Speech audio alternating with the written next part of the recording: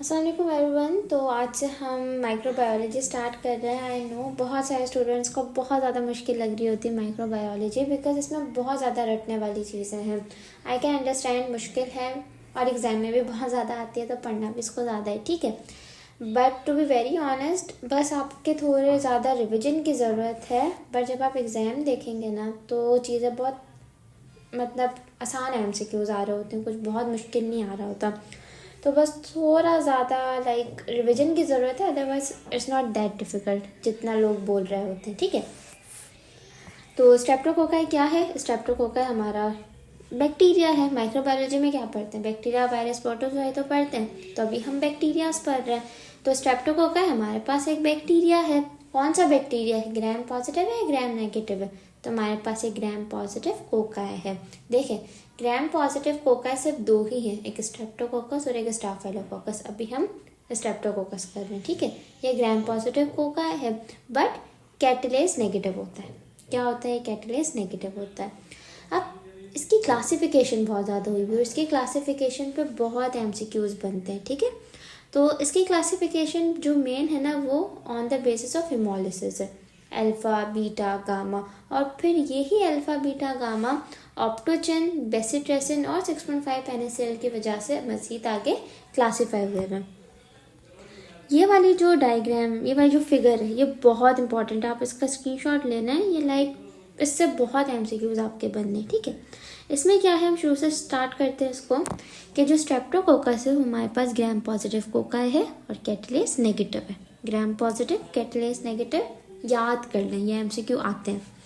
जब हम ब्लड अगार पे स्ट्रेप्टोकोकस को देखते हैं ना, तो इसकी हिमोलिसिस के एस्पेक्ट में हमने इसको 3 ग्रुप्स में डिवाइड किया हुआ है, अल्फ़ा, बीटा और गामा। यानी जब हम इसको ब्लड अगार में डालते हैं स्ट्रेप्टोकोकस को, अगर वो कम्प्लीटली हिमोलाइज्ड हो जाए तो हम बोलेंगे कि ग्रुप बीटा का है। अगर पार्शली हिमोलाइज हो तो वो हमारे अल्फ़ा ग्रुप पे होगा, और अगर हिमोलिसिस हो ही नहीं रही तो वो हमारा गामा पे होगा। वापस बता देती हूँ, ऑन ब्लड अगार हमारा हिमोलिसिस हो रही होती, ठीक है। अगर कम्प्लीटली हिमोलिसिस हो रही है तो बीटा ग्रुप होगा, पार्शल हो रही है तो अल्फ़ा होगा, और अगर हिमोलिसिस हो ही नहीं रही तो वो गामा होगा, ठीक है। अब हमें ये 3 ग्रुप्स तो मिल गए। अब हमने इस बीटा हिमोलिसिस वाले ही अगार में बेसिट्रेसिन डाल दिया। अब हमने देखा कुछ बैक्टीरिया उस बेसिट्रेसिन की वजह से टूट गए, कुछ बैक्टीरिया नहीं टूटे। अब जो टूट गए उसका मतलब वो बेसिट्रेसिन सेंसिटिव थे, और उन बेसिट्रेसिन सेंसिटिव बैक्टीरिया को हमने ग्रुप A में डाल दिया, और जो बेसिट्रेसिन रेजिस्टेंट थे हमने उसको ग्रुप B में डाल दिया। तो ग्रुप A में कौन सा आया? स्ट्रेप्टोकोकस पायोजेनिस। ग्रुप B में कौन सा आया? एस एगिलेक्टाई। बहुत इंपॉर्टेंट बातें हैं, बहुत बार एग्जाम्स में आती हैं, याद कर लें कि अगर कोई ऐसा स्ट्रेप्टोकोकस है जो कम्प्लीटली हिमोलाइज हो रहा है तो हमने उसको बीटा ग्रुप में डाला। बीटा ग्रुप मज़ीद A और B में डिवाइड हुआ हुआ है। A वाला बेसिट्रेसिन सेंसिटिव है, B वाला बेसिट्रेसिन रेजिस्टेंट है। A में स्ट्रेप्टोकोकस पायोजेनिस आ रहा है, B में स्ट्रेप्टोकोकस एगिलेक्टाई आ रहा है। आई होप क्लियर होगा, नहीं क्लियर हो पूछ लेना, ठीक है। इसके बाद बीटा वाली तो हो गई, बट अगर पार्शियल हिमोलिसिस हो रही है तो हमने उसको अल्फ़ा हिमोलिसिस वाले ग्रुप में डाल दिया। अल्फ़ा हिमोलिसिस भी 2 हिस्सों में डिवाइड हुआ है। कैसे? कि हमने ऑप्टोजिन ऐड किया। जब हमने ऑप्टोजिन ऐड किया तो कुछ बैक्टीरिया थे जो टूट गए, कुछ थे जो नहीं टूटे। जो टूट गए वो ऑप्टोजिन सेंसिटिव थे, और वो कौन सा है? स्ट्रेप्टोकोकस नमूनी। कौन सा है? स्ट्रेप्टोकोकस नमूनी। और जो ऑप्टोजिन रेजिस्टेंट था वो कौन सा था? विरिडिन। कौन सा था? विरिडिन। विरिडिन में ही ये म्यूटेंट्स और मिटेंट्स आते हैं, ये हम आगे पढ़ते हैं, बट अभी आप विरिडिन याद करें।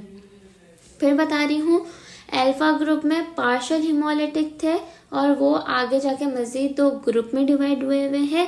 एक वो जो ऑप्टोजिन सेंसिटिव थे, उसमें हमारे पास स्ट्रेप्टोकोकस नमूनी था, और एक वो था जो हमारा ऑप्टोजिन रेजिस्टेंट था, इसमें हमारे पास विरिडिन आ रहा था, ठीक है। अब इसी तरह हमारे पास एक ऐसा भी ग्रुप है जिसमें हिमोलिसिस ही नहीं हुई, हमने इसको गामा ग्रुप में डाल दिया। फिर हमने इस गामा ग्रुप में 6.5% NaCl सॉल्यूशन डाला। फिर हमने देखा कि एक ग्रुप ऑफ बैक्टीरिया है जो इस 6.5% NaCl में ग्रो कर रहा है और एक ग्रुप है जो ग्रो नहीं कर रहा। जो ग्रो कर रहा है वो एंटेरोकोका है। फीकलिस और फीकम हम आगे इसके डिटेल पढ़ेंगे, बट अभी आप एंटेरोकोका याद करें। और एक ग्रुप वो था जो ग्रो नहीं कर रहा था, हमने उसको अलग से देख लिया कि ये हमारा स्ट्रेप्टोकोकस बोविस है। ये बहुत इम्पॉर्टेंट है, इससे बहुत ज़्यादा MCQs आते हैं और इतनी इजी बात है, बस एक क्लासिफिकेशन है। तो ये तो बहुत आसान सी चीज़ है, इसका MCQ गलत नहीं होना चाहिए, ठीक है। मैं फिर रिपीट कर देती हूँ। स्ट्रेप्टोकोकस हमारा एक बैक्टीरिया है, ग्राम पॉजिटिव, कैटालेस नेगेटिव है। इसको हिमोलिसिस के बेसिस पे 3 ग्रुप में डिवाइड किया है, अल्फा, बीटा, गामा। अल्फा में पार्शियल हिमोलिसिस थी, बीटा में कंप्लीट हिमोलिसिस थी, गामा में हिमोलिसिस थी ही नहीं। बीटा में कंप्लीट हिमोलिसिस थी, इसके अंदर हमने बेसिट्रेसिन डाला, तो जो बेसिट्रेसिन सेंसिटिव था वो पायोजेनिस थे और जो बेसिट्रेसिन रेजिस्टेंट थे वो हमारे एगिलेक्टाई थे। इसी तरह अल्फा हिमोलिसिस वालों में हमने ऑप्टोजिन डाला, जो ऑप्टोजिन सेंसिटिव था वो एस नमूनी था, जो ऑप्टोजिन रेजिस्टेंट था वो विरिडिन था।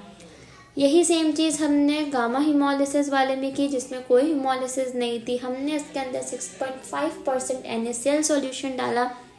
जो NaCl से टूट गए यानी सेंसिटिव थे वो एंटेरोकोकाई थे, जो रेजिस्टेंट थे वो बोविस थे।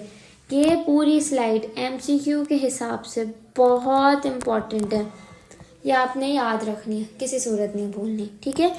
तो यहाँ पे हमने क्लासिफिकेशन कंप्लीट कर ली है। आई होप आपको चीज़ें क्लियर होंगी, अगर नहीं क्लियर है तो पूछ लेना, ठीक है। नेक्स्ट में हम सारे बैक्टीरिया का एक एक करके पढ़ते हैं।